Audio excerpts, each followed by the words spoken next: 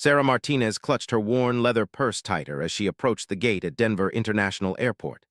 The bustling terminal seemed to close in around her, voices echoing off the high ceilings as travelers hurried past with their expensive luggage and designer clothes.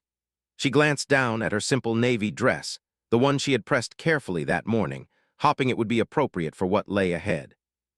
The flight to Chicago was boarding, and Sarah's heart pounded with a mixture of excitement and terror.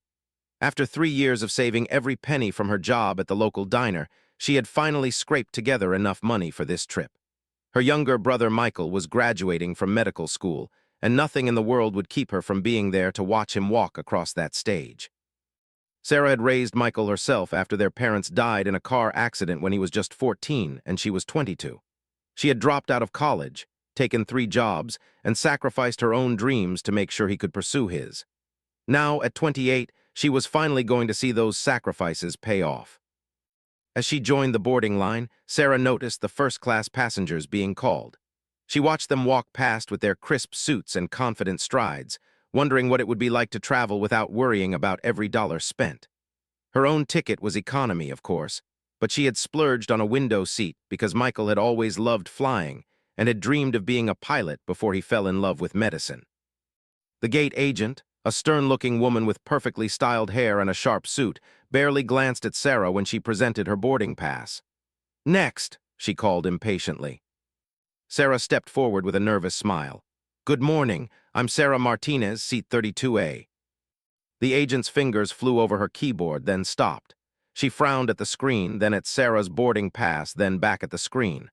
"I'm sorry, there seems to be an issue with your ticket." Sarah's stomach dropped. "What kind of issue?" "Your seat has been given to another passenger. There was an overbooking situation, and since you checked in late."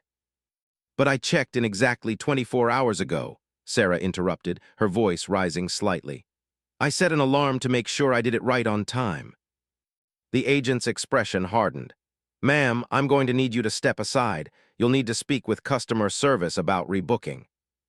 "Rebooking, but my brother's graduation is tonight. This is the last flight that gets me there in time." Sarah's voice cracked with desperation. "Please, there has to be something you can do." "I'm sorry, but the flight is full. Customer service is located near baggage claim. Next." Sarah stood frozen as other passengers flowed around her like water around a stone. She watched her seat, her chance to see Michael graduate, disappear with each person who boarded. Tears threatened to spill over, but she blinked them back furiously. She had faced worse than this. She would figure something out. As she stepped out of line, a commotion near the first-class boarding area caught her attention. A well-dressed elderly couple was arguing with another gate agent, their voices carrying over the ambient noise of the terminal. "What do you mean our upgrade didn't go through?" the man was saying loudly. "We paid for those seats." "Sir, I understand your frustration, but the system shows." "The system is wrong. Do you know who I am? I've been flying with this airline for 30 years. Sarah watched as the gate agent tried to calm the couple, explaining something about computer glitches and compensation. She noticed how different the agent's tone was with them compared to how she had been dismissed. The couple was offered hotel vouchers, meal credits, and a guaranteed first-class seat on the next flight. A bitter laugh escaped Sarah's lips. Different rules for different people, she thought. She had learned that lesson early in life. As she turned to find customer service, hopping against hope for a miracle, Sarah didn't notice the man in the Navy uniform who had been watching the entire interaction from near the boarding gate. Commander Jake Morrison, recently returned from a deployment overseas, had witnessed both exchanges with growing interest. Jake had been a Navy SEAL for 8 years before transitioning to naval aviation, and his training had taught him to observe everything. He had noticed Sarah's careful attention to her appearance, the way she carried herself with dignity despite her obvious anxiety, and the genuine devastation on her face when she was turned away. He had also observed the stark difference in how the gate agents treated different passengers. But what really caught his attention was what he overheard when Sarah made a phone call near the windows, her voice barely controlled as she spoke to someone named Michael.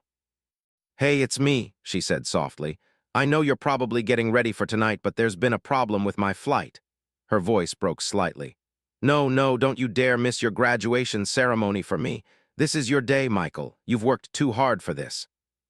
Jake listened as she reassured her brother, telling him she would find another way, that she was proud of him regardless, that he should celebrate without worry.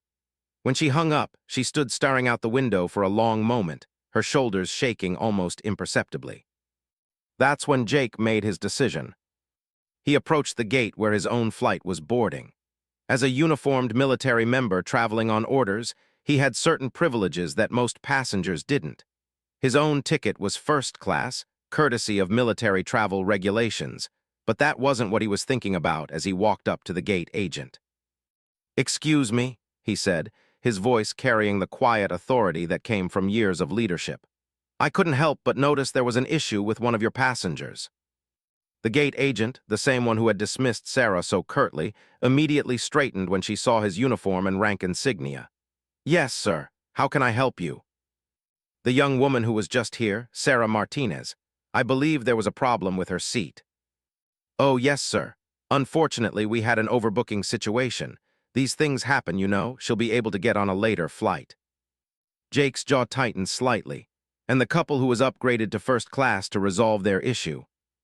The agent looked uncomfortable. "Well, that's different, sir. They're Platinum Elite members and—" "I see." Jake pulled out his phone and scrolled through his contacts. "I'm going to need to speak with your supervisor." "Sir, I really don't think." "It wasn't a request." Within minutes, a supervisor appeared, and Jake found himself in a hushed conversation near the gate desk. He explained that he was traveling on military orders to an important briefing, but that he had witnessed what appeared to be discriminatory treatment of passengers. The supervisor's face grew pale as Jake calmly outlined his observations and mentioned that he would be filing a formal complaint if the situation wasn't resolved immediately. Meanwhile, Sarah sat in the customer service line, watching the minutes tick by on the departure board. Her flight was now boarding its final group, and she was still 3 people away from the counter. She had called the airline's customer service line, but the wait time was over an hour. Every alternative flight either cost thousands more dollars she didn't have or arrived too late for the graduation.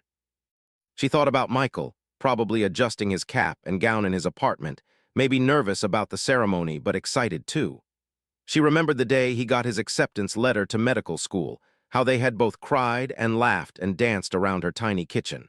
She had been so sure she would be there to see him finish what they had started together. "Sarah Martinez, please report to gate A15. Sarah Martinez to gate A15. The announcement echoed through the terminal, and Sarah's head snapped up. That was her gate, the one she had just been turned away from. Confusion and a tiny spark of hope warred in her chest as she gathered her things and hurried back through the terminal. When she arrived at the gate, she found a different agent, an older man with kind eyes and a genuine smile. Next to him stood the uniformed officer she had noticed earlier, the one who had been boarding when she was turned away. "Ms. Martinez," the gate agent asked warmly. "I'm Tom Rodriguez, the gate supervisor. I understand there was an issue with your seat assignment." Sarah nodded, afraid to speak in case her voice betrayed how close she was to tears. "I want to apologize for the confusion. There was indeed an overbooking situation, but we've resolved it.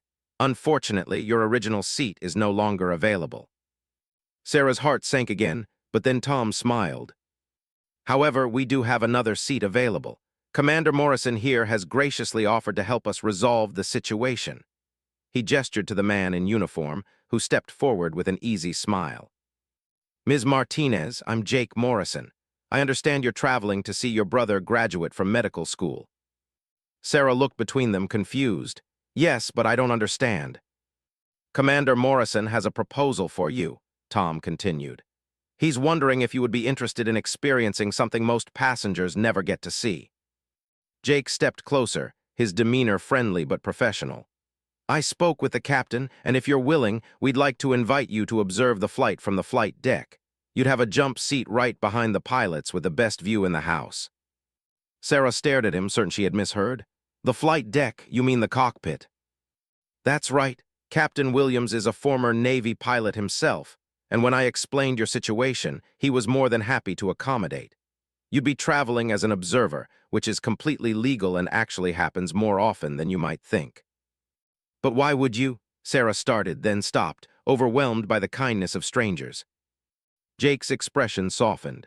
"Let's just say I know something about sacrifice and family. Your brother is lucky to have someone who would fight this hard to be there for him."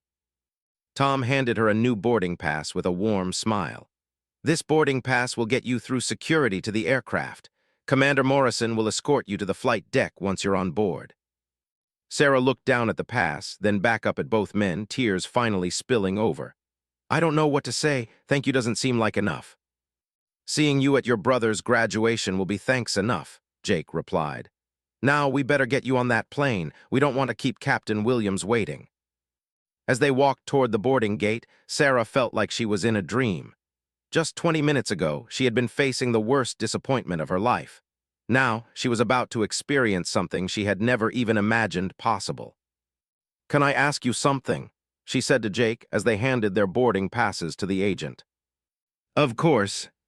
Why did you help me? You don't even know me." Jake was quiet for a moment as they walked down the jet bridge. "My sister missed my graduation from SEAL training because she couldn't afford to travel.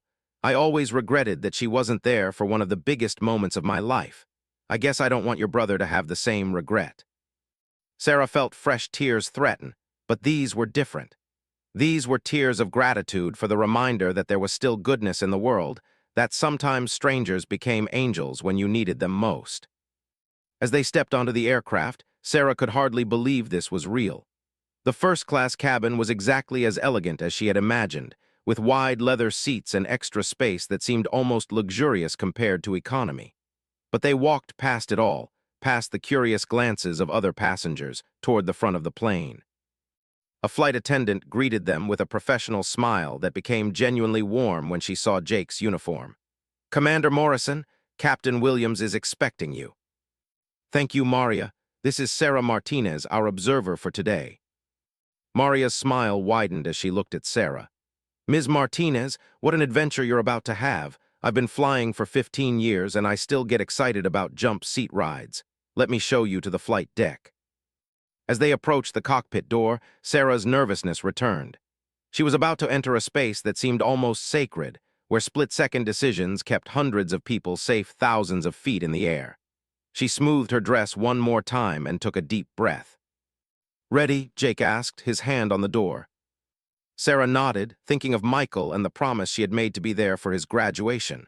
More than ready. The door opened, and Sarah stepped into a world she had only seen in movies, unaware that her real adventure was just beginning. The cockpit was smaller than Sarah had imagined, but infinitely more complex. Banks of instruments covered every surface, their displays glowing with colorful lights and digital readouts that meant nothing to her but everything to the two men seated in front of her. The captain, a distinguished man with graying temples and laugh lines around his eyes, turned to greet them with a genuine smile. "You must be Sarah," he said, extending his hand. "I'm Captain David Williams. Welcome to my office." Sarah shook his hand, marveling at how normal he seemed despite the incredible responsibility on his shoulders. "Thank you so much for allowing me to be here. I still can't believe this is happening." "My pleasure. Any friend of Commander Morrison's is welcome on my flight deck." He gestured to the jump seat directly behind the pilot's position. "That's your seat for the next 3.5 hours. Best view in the house, guaranteed." The co-pilot, a younger man with an infectious grin, swiveled in his chair to introduce himself. "First Officer Ryan Chen, I heard about your situation. My little sister just graduated from law school last month, so I know how important these moments are." Sarah settled into the jump seat, which was surprisingly comfortable despite its utilitarian appearance. Through the large windows in front of her, she could see ground crews preparing the aircraft for departure, their coordinated dance both chaotic and precise. The autumn sun was beginning to set, painting the sky in brilliant shades of orange and pink. Jake took his own seat in the first row of the cabin, but not before stopping by Sarah's shoulder. "If you have any questions during the flight, don't hesitate to ask. Captain Williams loves talking about flying almost as much as he loves doing it." "Guilty as charged," Captain Williams laughed.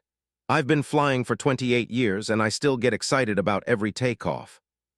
As the crew ran through their pre-flight checklist, Sarah listened to the calm, professional communications between the pilots and air traffic control.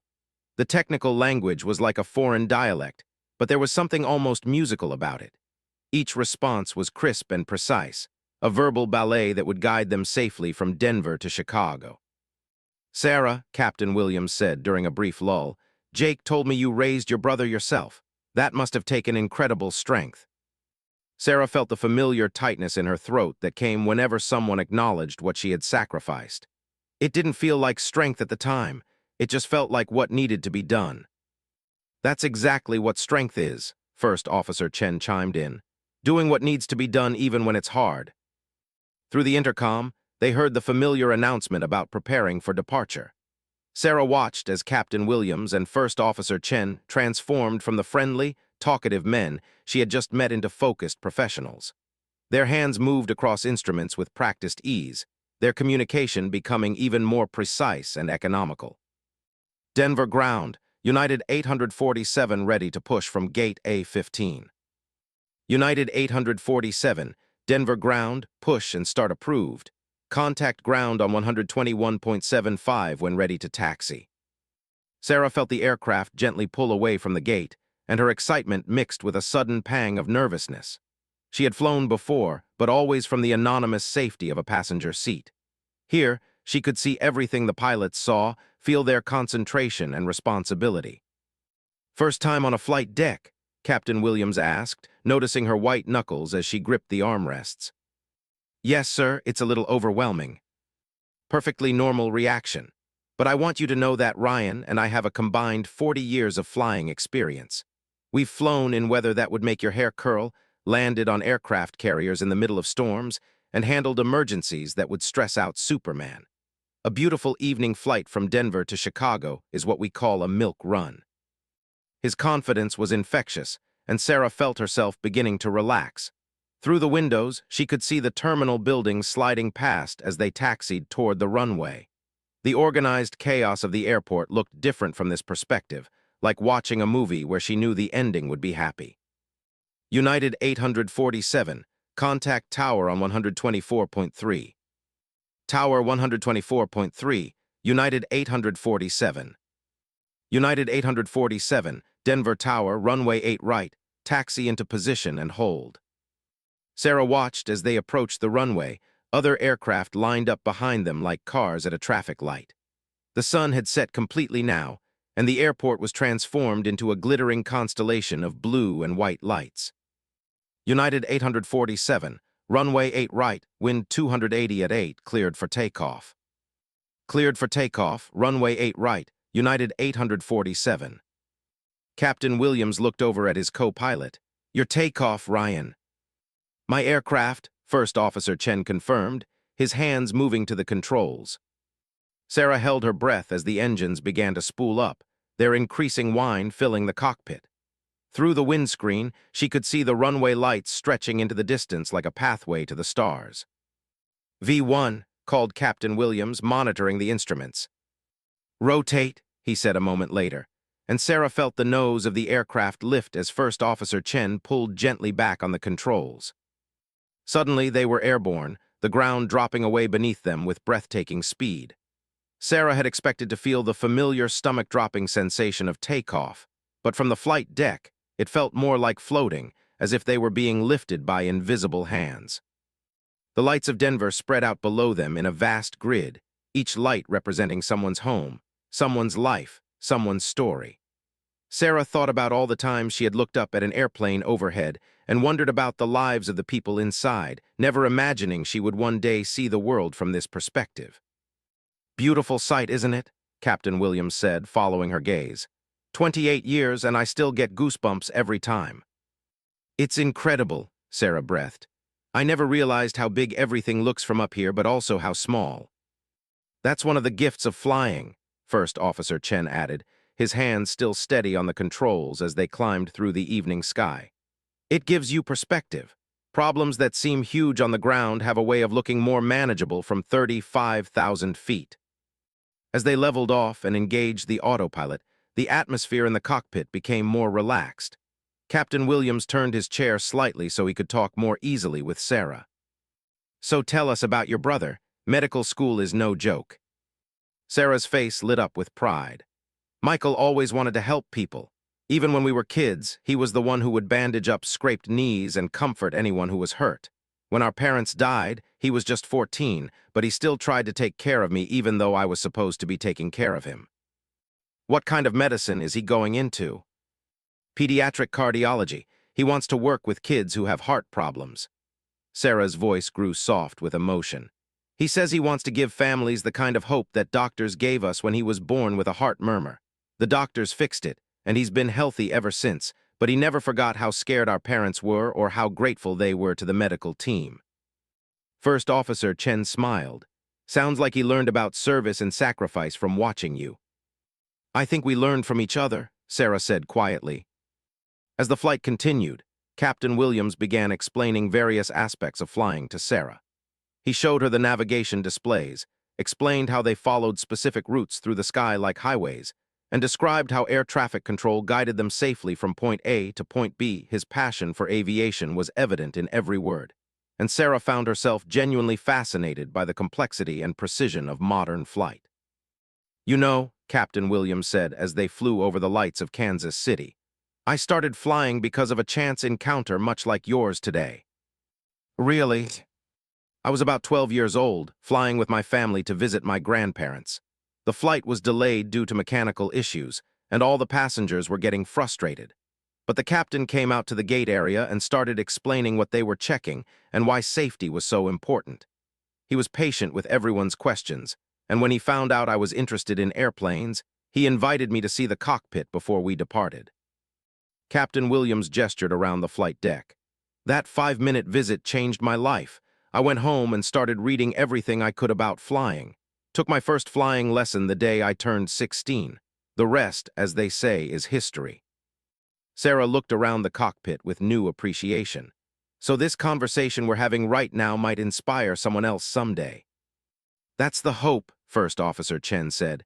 Aviation has a way of bringing out the best in people. Up here, you realize that we're all connected, all part of something bigger than ourselves. As they flew through the night sky, Sarah found herself sharing more about her life than she had with anyone in years. There was something about the quiet professionalism of the flight deck, the gentle hum of the engines, and the kindness of these men that made her feel safe to open up. She told them about the early days after her parents' death, when she was working 3 jobs to keep their small apartment and put food on the table. About the nights when she would fall asleep over her textbooks, trying to help Michael with his homework even though she was exhausted. About the proud moments, like when he graduated valedictorian from high school and when he got his acceptance letter to medical school. The hardest part, she admitted, wasn't the work or the money. It was feeling like I was pretending to be something I wasn't. I was 22 years old, trying to be a parent to a teenager, making decisions I wasn't qualified to make. I was terrified I was going to mess up his life. Captain Williams reached back and patted her arm gently. Sarah, from everything you've told us, it sounds like you did an extraordinary job. Michael is graduating from medical school. That doesn't happen by accident. He did all the hard work. But he couldn't have done it without your support, First Officer Chen pointed out. Success is rarely a solo effort. Through the cockpit windows, Sarah could see the lights of Chicago beginning to appear in the distance, a glowing sprawl that meant her destination was near. The sight filled her with excitement and anticipation, but also a touch of sadness that this magical flight was coming to an end. Chicago approach, United 847 with you, flight level 370, information Charlie. United 847, Chicago approach, descend and maintain flight level 240, expect vectors for the ILS approach runway 28 left. The radio calls reminded Sarah that they were returning to the real world, where she would soon be just another passenger deplaning at O'Hare International Airport. But she would never be the same person who had been turned away from first class in Denver. This experience had changed something fundamental in how she saw herself and her place in the world. Sarah, Captain Williams said as they began their descent, I want you to know that having you on our flight deck tonight has been a real pleasure. You've reminded me why I love what I do. Thank you for sharing this with me. I'll never forget it. Neither will we, First Officer Chen added. And I have a feeling your brother is going to be just as proud of you tonight as you are of him. As the lights of Chicago grew larger and brighter below them, Sarah thought about the phone call she would make to Michael once they landed. She would tell him about Jake, the Navy SEAL who had refused to let injustice stand unchallenged. About Captain Williams and First Officer Chen, who had welcomed her into their world with open hearts.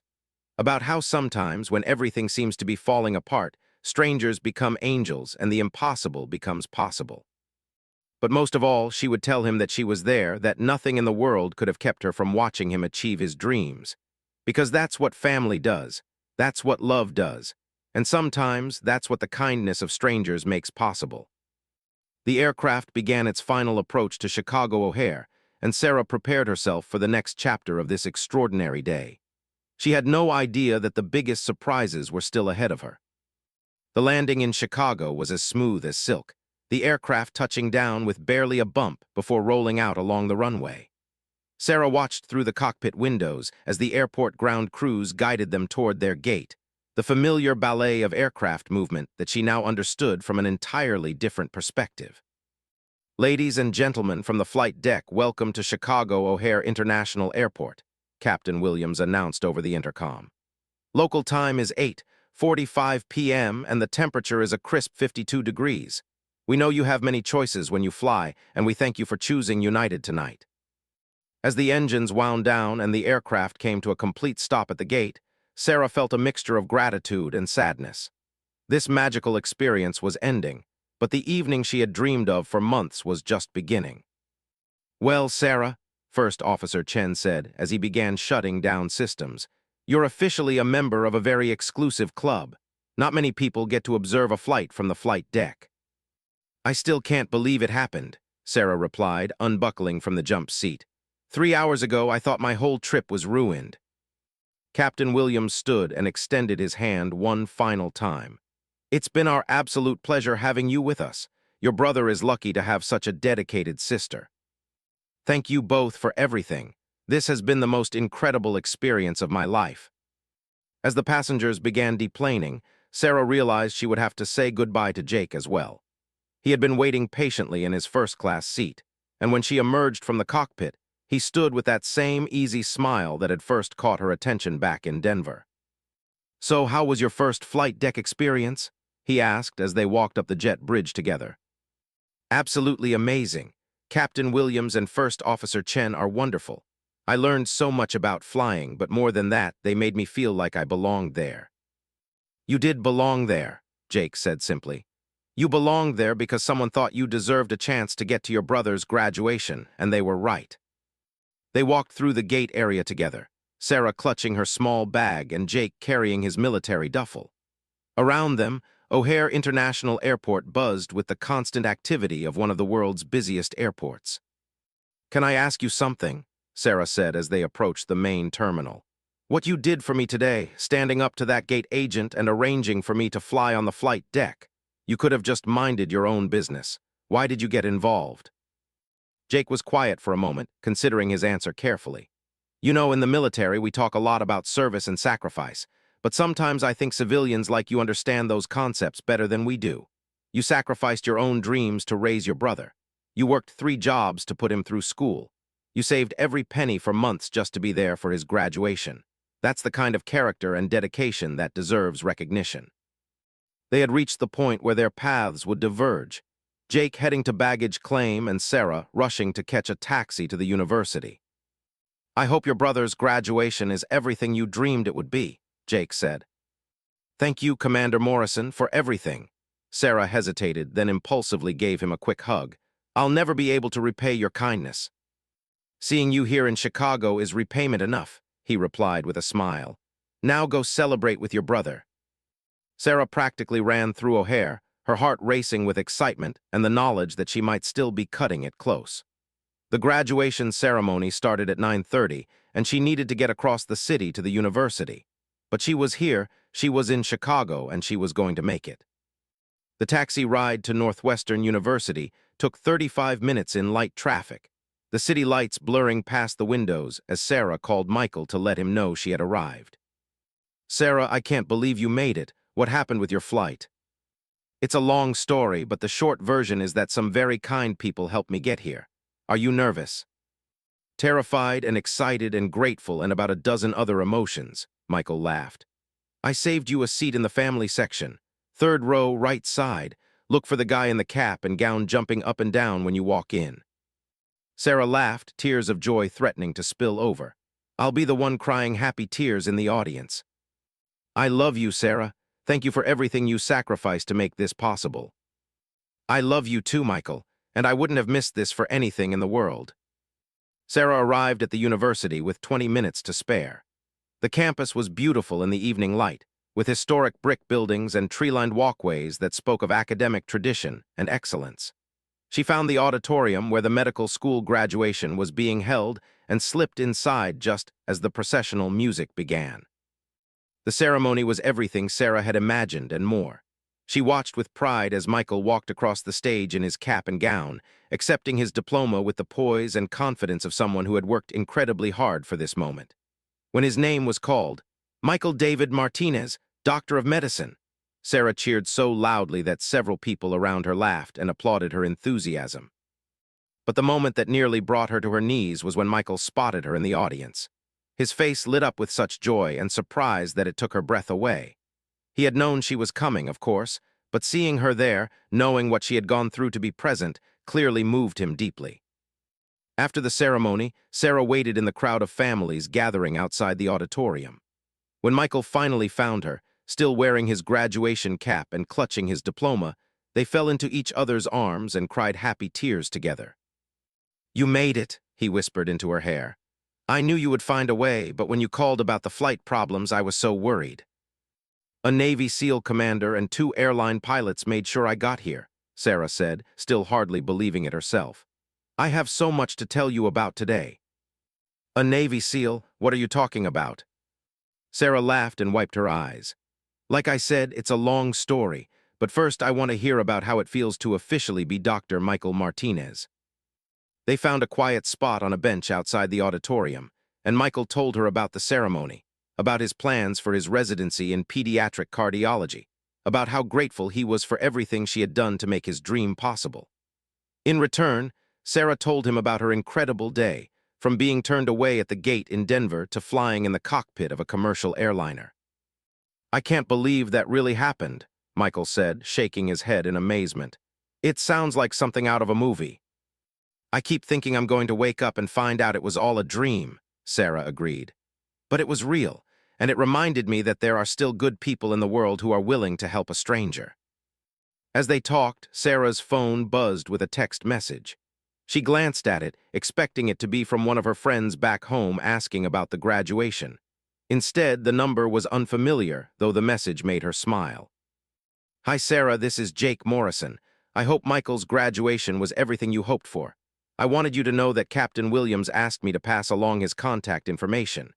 He and his wife would love to have you and Michael join them for dinner the next time you're in Chicago. He was that impressed with you. Also, I have some news that might interest you." The text continued with a phone number and an invitation to call Jake when she had time to talk. "Who's that from?" Michael asked, noticing her expression. "Commander Morrison, the Navy SEAL who helped me today. He says Captain Williams wants to have dinner with us the next time we're in Chicago, and that he has some news for me." "You have to call him." "Right now." "Yes, right now. I want to hear this news too." Sarah dialed the number, and Jake answered on the second ring. "Sarah, please tell me the graduation was amazing."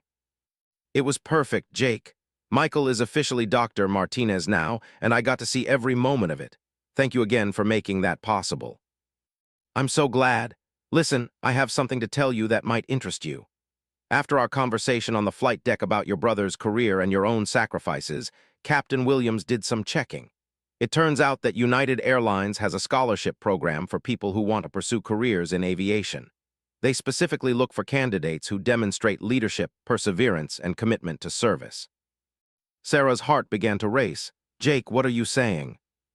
"I'm saying that Captain Williams would like to nominate you for their pilot training scholarship program. It would cover the cost of flight training, and if you're accepted, United has a pathway program that could lead to a career as a commercial airline pilot." Sarah sat in stunned silence, staring at Michael, who was trying to figure out what was happening from her side of the conversation. "Sarah, are you there?" "I'm here, I can't believe what you're saying, me a pilot." "Captain Williams was incredibly impressed with your composure on the flight deck today, your intelligence, And most importantly, your character. He thinks you'd make an excellent pilot. Michael grabbed the phone from his sister's hand. Commander Morrison, this is Michael, Sarah's brother. Did you just offer my sister a chance to become a pilot? Jake's laughter carried clearly through the phone. That's exactly what I did, Dr. Martinez. Congratulations on your graduation, by the way. Thank you, sir. And thank you for giving my sister an opportunity she never would have imagined for herself. Michael handed the phone back to Sarah, who was still trying to process what she had just heard. Jake, I don't know what to say. I never even considered becoming a pilot. Sarah, you spent years working multiple jobs and sacrificing your own dreams to help someone else achieve theirs. That shows exactly the kind of dedication and work ethic that aviation demands. And from what I saw today, you have the temperament and intelligence for it too. But I'm 28 years old. Isn't that too old to start a career like this? Not at all. I know pilots who didn't start training until their 30s or even 40s. Age isn't the limiting factor, determination is. Sarah looked at Michael, who was practically bouncing with excitement beside her. What would I need to do? She asked quietly. Captain Williams will send you all the information about the scholarship program. You'd need to apply, go through some interviews and aptitude tests, but he's confident you'd be a strong candidate. The program starts in 3 months. 3 months? Sarah thought about her life back in Denver, her job at the diner, her tiny apartment. She thought about all the dreams she had set aside to take care of Michael, never imagining that new dreams might be possible. Jake, can I think about this? It's a huge decision. Of course, take all the time you need. But Sarah, I want you to know that opportunities like this don't come along every day. Sometimes the universe conspires to put us exactly where we need to be. After they hung up, Sarah and Michael sat in comfortable silence for a few minutes, both processing the events of this extraordinary day. You're going to do it, aren't you? Michael finally said. I don't know, it seems impossible. Sarah, you raised me by yourself from the time I was 14. You worked 3 jobs and still found time to help me with my homework. You saved every penny to be here for my graduation, and when that didn't work out, you found a way anyway. If you can do all that, you can certainly learn to fly an airplane. Sarah looked at her little brother, now Dr. Michael Martinez, and realized that he wasn't little anymore. He was a grown man who had achieved his dreams through hard work and determination, and more importantly, he was now able to take care of himself. What if I fail? What if you succeed? Sarah, this is your time. You've spent the last 6 years making my dreams possible. Now it's time to make your own dreams possible. I don't even know if I have dreams anymore. I've been focused on your dreams for so long. Michael took her hand and squeezed it gently. Then it's time to figure out what your dreams are. And from what I could hear of that conversation, it sounds like maybe you're already discovering them. Sarah thought about her experience on the flight deck, how natural it had felt to be there, how fascinated she had been by every aspect of flying. She thought about Captain Williams and First Officer Chen, their passion for aviation, their sense of purpose and adventure.